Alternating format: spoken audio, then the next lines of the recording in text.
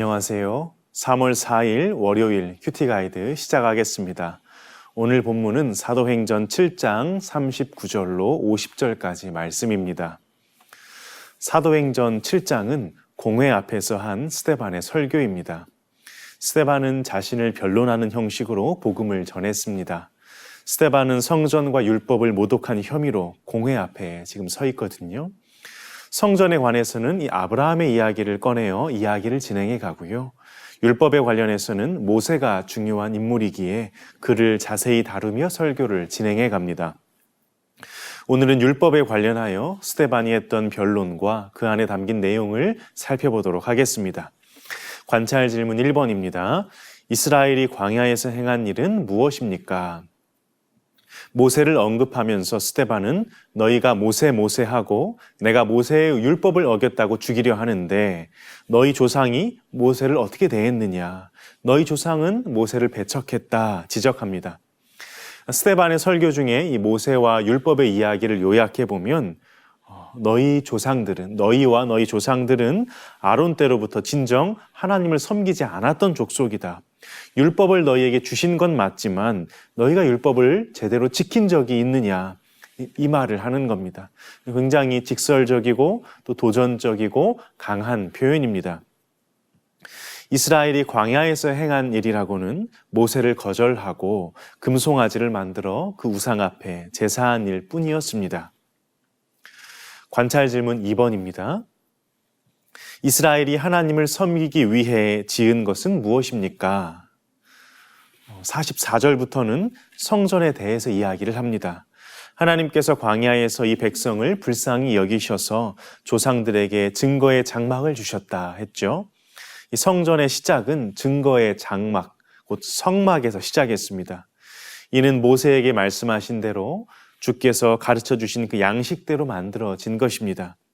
45절에는 장막을 가나안 땅으로 가지고 들어간 여호수아가 언급되고 그때로부터 다윗 때까지 이르렀다는 거예요.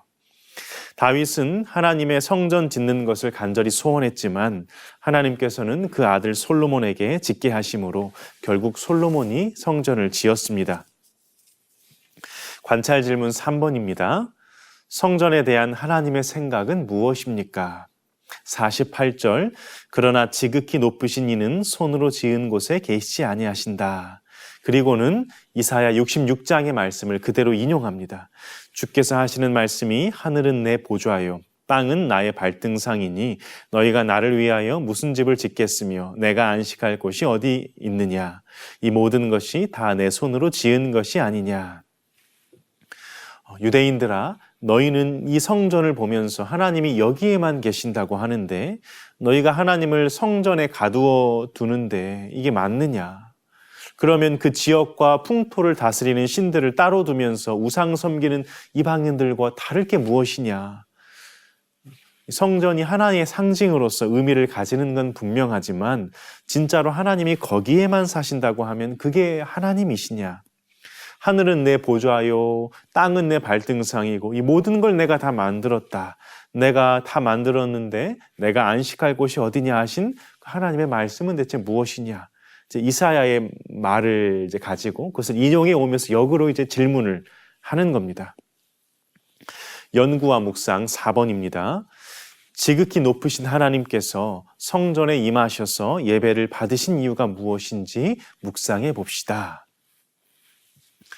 성전은 하나님께서 이스라엘 가운데 그 거룩한 처소로 구별하신 특별한 영역이었습니다.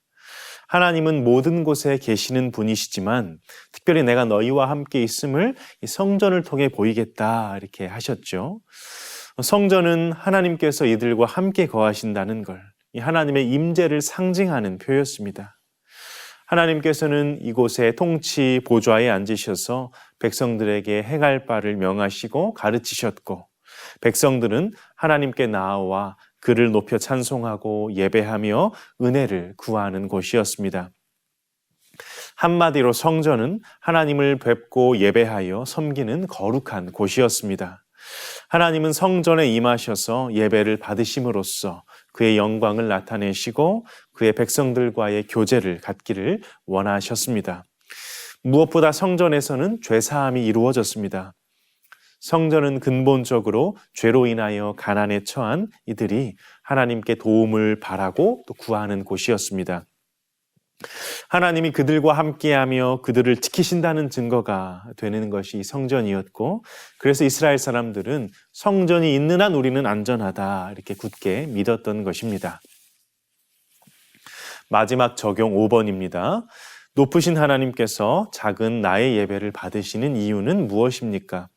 하나님께 합당한 예배를 드리기 위해서 지금 내가 변화되어야 할 것은 무엇인지 생각해 봅시다. 구약의 건물 성전은 끝났습니다. 언제 끝났는가 하면 바로 참 성전이신 예수님이 오심으로 말미암아 끝났습니다. 이 구약의 솔로몬 성전은 다 무너져 없어졌지만 예수님은 잃어버린 자기 백성을 찾으러 이 땅에 친히 사람이 되어 오셔서 그들의 성전이 되셨습니다. 이제 성전된 예수님을 통하여 하나님께 직접 나아갈 수 있는 길이 생겼습니다.